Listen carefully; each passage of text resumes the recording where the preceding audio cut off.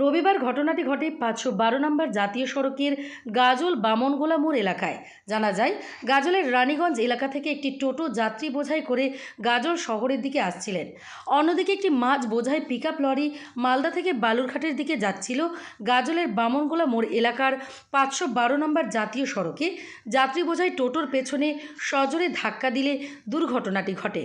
টোটোতে থাকা 3 জন যাত্রী গুরুতরভাবে আহত হয়। শব্দ পেয়ে স্থানীয় লোকজন ছুটে আসেন গাজল ব্লক কংগ্রেসের সভাপতি প্রেম চৌধুরী। পাড়ার সকলে মিলে তাদের উদ্ধার করে গাজল স্টেট জেনারেল হাসপাতালে নিয়ে যান। সেখানে তাদের চিকিৎসা চলছে। খবর পেয়ে ঘটনাস্থলে ছুটে আসে গাজল থানার পুলিশ। তারা এই বিষয় নিয়ে তদন্ত শুরু করেছেন। তারপর কি হলো?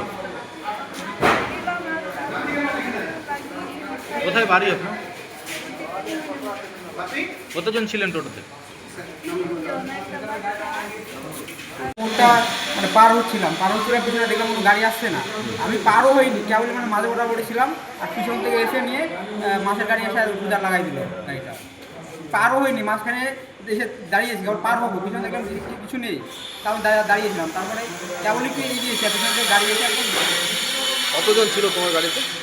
টোটালে ছিল 3 জন। মাছের কি গাড়ি ছিল?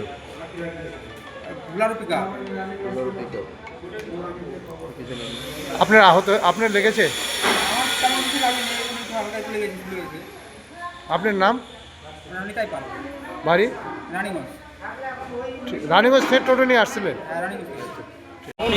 আজকে গাজল বাংলা মোড়ে কিছুক্ষণ আগে একটা টোটো প্যাসেঞ্জার নিয়ে গাজল স্ট্যান্ডের দিকে যাচ্ছিল।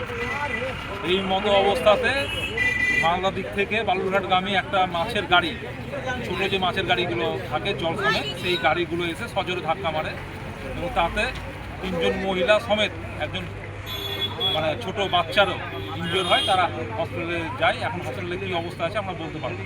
এখানে টোটোটা এখানে ভাঙা অবস্থায় পড়েছিল।